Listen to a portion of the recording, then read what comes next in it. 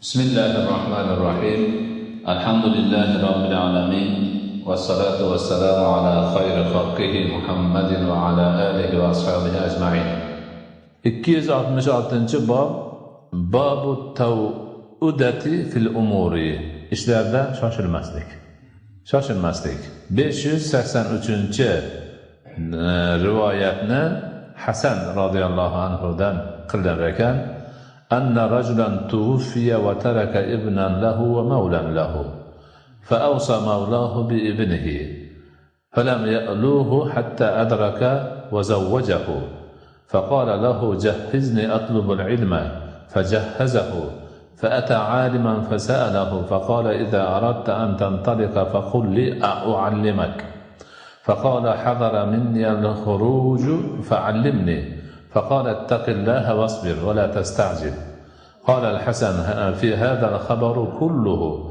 فجاء ولا يكاد ينساهن إنما هن 3 فلما جاء أهله نزل عن راحلته فلما نزل الدار إذا هو برجل نائم متراح عن المرأة وإذا امرأته نائمة قال والله ما أريد ما أنتظر بهذا فرجع إلى راحلته فلما أراد أن يأخذ السيف قال اتق الله واصبر ولا تستعجل فرجع فلما قام على رأسه قال ما أنتظر بهذا شيئا فرجع إلى راحلته فلما أراد أن يأخذ سيفه ذكره فرجع إليه فلما قام على رأسه استيقظ الرجل فلما رآه وثب إليه فعانقه وقبله وسأله قال ما أصبت بعدي قال أسبت والله بعدك خيرا كثيرا أسبت والله بعدك أني مشيت الليل بين السيف وبين رأسك 3 مرار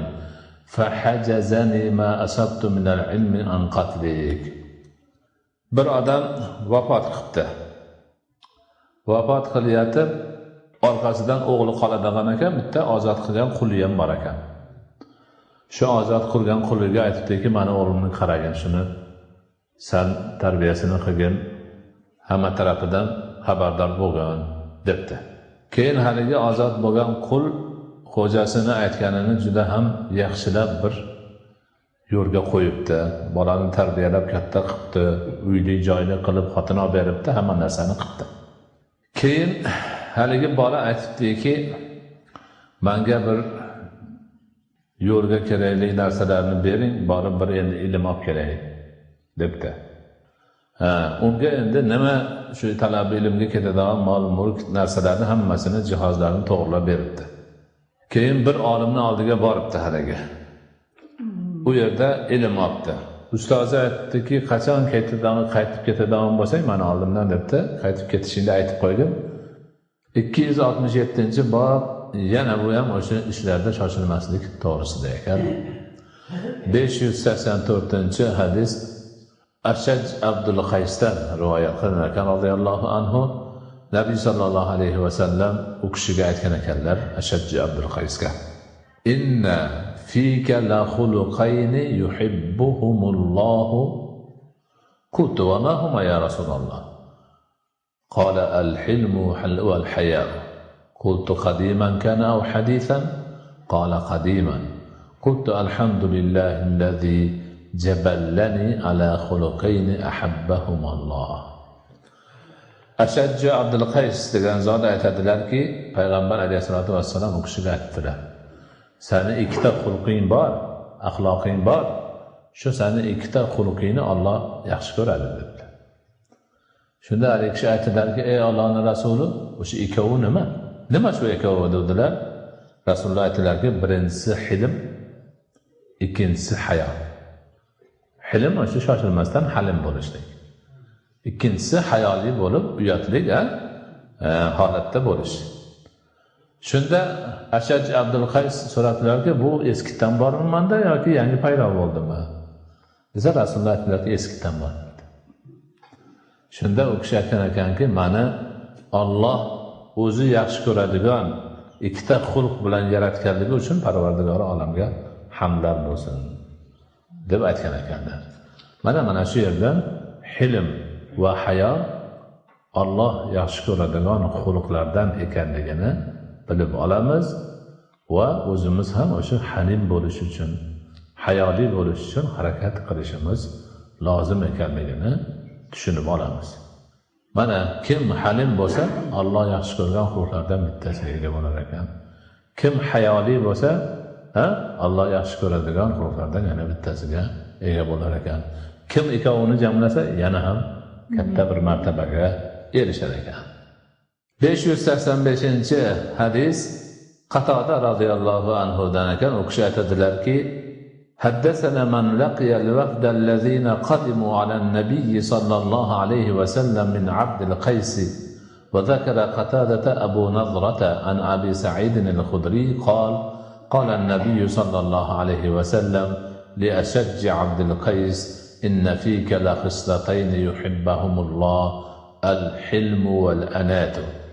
o'sha Abdul Qays degan qabilani vakillari Rasululloh akram sallallohu alayhi vasallamni oldilariga kelganda, o'sha vakillarning ichidan bo'lgan bir odam Qatodaga roziyallohu anhuga aytib bergan ekanlar. U kishining nomlari Abu Nazra ekan. Yana bir rivoyatda Abu Sa'id al-Khudri ham rivoyat qilgan ekanlar.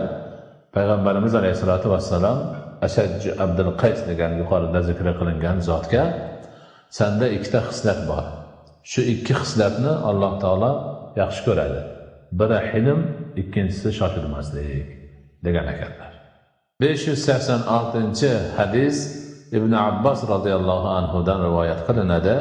قال النبي صلى الله عليه وسلم للأشج عبد القيس إن فيك لخصلتين يحبهما الله الحلم والأنات. Bu ham avvalgi demak hadisni takrori ekan. Halimli bo'lish va shoshilmaydigan bo'lish ma'nosini demak yana bir bor payg'ambarimiz alayhisolatu vassalam ta'kidlab aytgan ekanlar. 587-hadis ham mana shu ma'nodagi hadis ekan. Unda aytiladiki: "Ja'al ashajju yamshi hatta akhadha bi yadi an-nabiy sallallohu alayhi va sallam faqabbalaha. Faqala an-nabiy sallallohu alayhi va sallam: Ama inna fika la khuluqayn yuhibbuhum Allah wa rasuluhu. Qala: Jibillan jubiltu alayha aw khulqan ma'i. Qala: La, bal jibillan jubiltu alayhi. Qala: Alhamdulillahi alladhi jabalani ala ma yuhibbu Allah wa rasuluhu." O'sha yuqori rivoyatlardagi nomlari zikr qilingan Ashaj Abdul Qays radhiyallohu anhu Rasululloh sallallohu alayhi vasallamni huzurlariga yurib boribdilar-da, Rasul akramni qo'llaridan olib o'pibdilar. Shunda Nabiy alayhisolatu vassalam aytibdilarki: "Senda ikkita xulq bor. Shu xulqni ham Alloh ham payg'ambar yaxshi ko'rishadi." Shunda Ashaj Abdul Qays aytibdilarki: "Bu o'zi men shunaqa yaratilganmanmi? O'zimda keyin paydo bo'ldimi bu?" Desa Rasul aytdilarki: "Yo'q, seni o'zi jibilliyatingda bor edi. Asli xilqatingda bor edi seni." Degandan keyin haligi kishi mana shunaqa Alloh va uning rasuli yaxshi ko'radigan ikkita xulq bilan yaratgan Alloh taologa hamdlar bo'lsin, sanolar bo'lsin degan ekanlar.